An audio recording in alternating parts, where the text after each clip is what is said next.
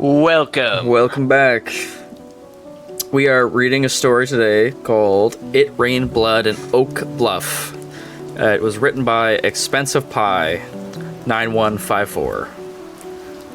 Again, don't know anything about this story, so we're jumping right in. We're kind of cycling through ones we had from a while ago. They've been left on the roster. Yeah, so we're kind of cycling through.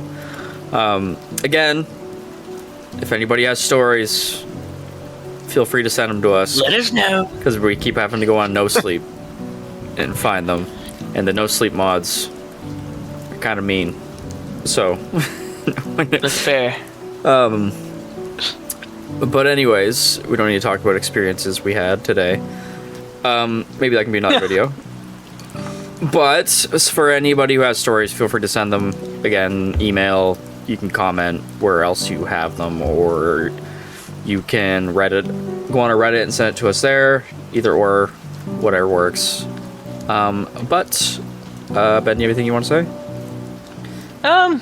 No, you covered it. All right. Well, without further ado, Hop in. I'm gonna let Ben hop in. Yeah. It rained blood in Oak Bluff on September 3rd, 2025. And it'll happen again, and it won't just be blood. The damage to the town was immense. Reports from the local officials estimated 10 casualties, flood damage in over 70% of buildings, and hundreds of injuries ranging from pneumonia, to blood-borne infections. And I know why it happened. This is something I've been keeping tight to my chest because I don't want to face any blowback for what happened. Oak Bluff is a small town, now smaller, and word gets around fast. That's why I'm posting here anonymously. Shelby had been my best friend since we were little kids. She was always quiet, maybe too quiet. He had little beady eyes that seemed to suck all the energy of the room and give very little back. Regardless, I didn't really have other friends, making him my closest by default. His family has always been on the struggling side, living out of an RV with his parents. I'd go over there after school all the time, since his parents didn't have any house rules and we could run around outside anywhere in the woods nearby. That's why I noticed when he wasn't at school on September 3rd. Without him, the day went by aggressively boring. After classes ended, I drove home and went to take a nap. It was always peaceful at this time of day. My mom, the only other resident of the house, was usually still on shift at the hospital. I woke to a faint pattering outside. Just some rain. I remembered the forecast from the morning. Clear skies. I guess they get it wrong sometimes. Walking out into the kitchen, I realized I hadn't taken out the trash yet. Better do it now before Mom gets home to scold me. Garbage bag in hand, I cautiously walked outside in the rain. Before I noticed anything else, the smell hit me like a truck. Strong and coppery, like coins were being shoveled into my nose. I could even taste it. Then I felt it. The few drops of rain that hit me felt thicker, harder than normal. They were warm, much warmer than the air around me. I looked at my outstretched palm. The rain that dripped onto it was bright red, like paint. I tried to wipe it off, but it already stained my skin, tinting it pink. I looked towards the driveway. It was covered in these tiny red splotches from each raindrop. I felt a tingling worry in my feet, and I raced to toss the bag into the trash bin before running straight back inside. I went straight to the bathroom and looked at myself. I was covered in tiny droplets of red dye, stuck to my clothes and skin. Some had dripped down my face as if I had bled from my scalp. I checked myself over to make sure I wasn't bleeding. I wasn't. It wasn't long before the rain started to pick up the pace. I watched from my bedroom window as the sky turned darker gray and the downpour grew. The ground, plants, and neighboring roofs were all bright red now. My window began to stain with the stuff, making it hard to see past the opaque liquid. I started to worry, and I called my mom. Mom, can you talk? Honey, I'm on a call right now. I have a patient in the delivery room. Can I call you back? Is it raining there? It's raining really bad here, but it's bright red. I I think it might be blood. What? Just stay inside, sweetie. I have to call you back in a bit. She hung up. I felt nervous. What was going on? Was this going to get worse? By this point, it was already raining more heavily than it had in a very long time, feeling more like the lashing of the edge of a hurricane than a regular storm. I tried to call Shelby, no answer. I tried again, to no avail. I started to worry if he was okay. My eyes turned towards my car, drenched in thick blood through the window. I wondered if I could get to him. Was that a bad idea? Probably, but in the state of mind, I needed company. I grabbed my thickest jeans, waterproof boots, and raincoat. I pulled the hood over my head and I rushed out the door. It was hard to see through the air. A red fog enveloped everything. I sprinted to my car, splashing through the thick, dark puddles of coagulating blood, sticking to my boots. My car windows were completely covered, and I was unable to see through them. I got in and I shut the door. Blood spattering onto the floor in driver's seat. I turned the ignition and I switched on the wipers for the front and back windshield. They fiercely mopped away at the impenetrable red. It was nearly useless, as more blood filled my view almost instantly after the blade wiped up and down. The roads were hell. The wind lashed at my car and the surroundings, blowing huge pools of blood out the road, and leaving sticky, congealed masses scattered across practically all pavement. I had to swerve around holes and dislodged plant matter while consistently turning rightwards to counteract the wind.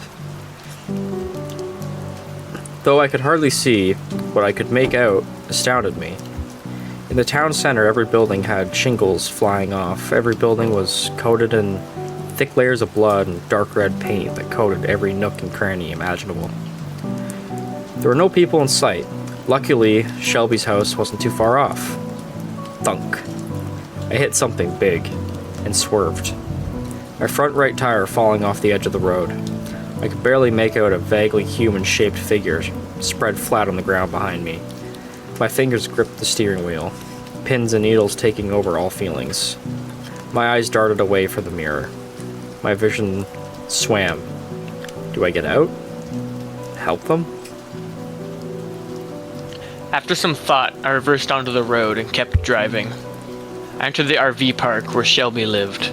The dirt road had transformed into a bright red, bubbling sludge that was slick and difficult to drive straight on. I saw multiple RVs sinking into the mud, the pristine paint jobs permanently bloodied. I saw a soaking wet man on his knees on the side of the road, shouting into the sky with his hands outstretched, blood flooding his eyes and mouth. I imagined the baby my mom was delivering at the moment. I wondered if they looked the same. Finally, approaching Shelby's RV, I stopped my car next to the large, plodding puddle to the side of the home. As soon as the car turned off, it went dark. The windows were covered. Light only came through in thin, bright red bands. I clenched my jaw, took a deep breath, and stepped into a hellscape. The RV looked like something out of a horror movie. It was covered in these long tendrils of blood, covering all of the white outer walls from roof to ground. All the curtains were drawn shut, and no light shined through. He must have lost power. A small frothing blood river had formed below the center, flowing across the width of the RV, deepening the ground below and leaving an obstacle for me to hop over as I reached the door. The door itself was odd. It was hanging open, swinging at the hinges, flapping the frame of the wall repeatedly, splattering blood into the interior. Was no one home? I walked up one extended step and grabbed the railing that led to the door. I was getting pelted with blood and wanted to get in. but something made me stop right in my tracks. A bloody, open hand was flat and motionless on the ground inside, connected to a body I couldn't yet see. I realized a flickering orange glow was cast upon it. My stomach dropped. I slowly peeked my head through the doorway, catching the door before it could slam shut again. Shelby's dad was limp on the ground, bent at an uncomfortable angle. Blood was streaming from his nose. His eyes were glassy and his skin was pale. Just past him was a counter that jutted out to form the kitchen on the other side. I could see Shelby hunched over on the far side, the flickering light coming from where he was facing. Though I couldn't see what he was looking at, I could barely hear him mumbling something unintelligible over the screeching winds blowing past the open door. I took an uneasy step into the RV. "Shelby? What's going on?" I shouted over the wind. He twisted his head around and stared at me with his black hole eyes like an owl. I felt my willpower leave my body, and I began to feel queasy. His head swiveled back to whatever he was doing without saying anything to me. I slowly crept forwards, despite my primal urges screaming at me to back away. I stepped around his dad. The muffled sound of rain slamming the roof and the river forming underneath the floor was overwhelming. "Shelby. Dude." My voice quivered, unsure of what to do. He turned his head once again, clearly surprised that I was still there. "Get the hell out of here. Go," he screamed at me, his voice commanding in a way I didn't know he could do.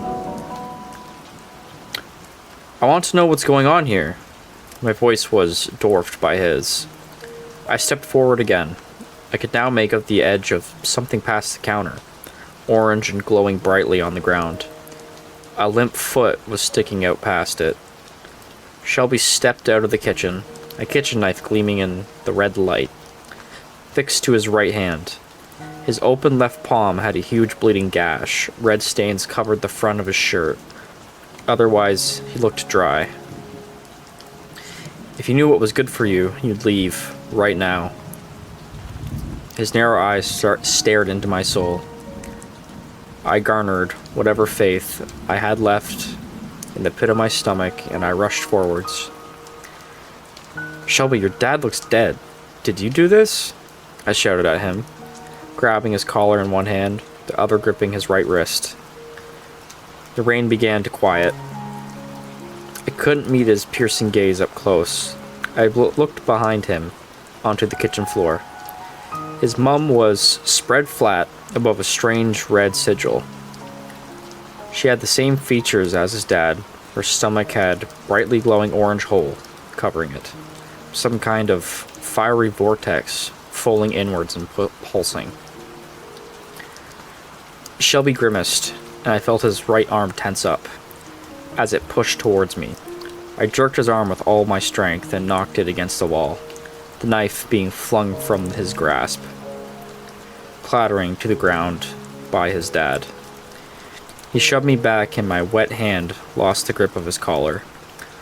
I fell to the ground and watched as he turned his back on me, and approaching the vortex, he opened his left palm over it, and blood began to quickly pour out, disappearing into the fire.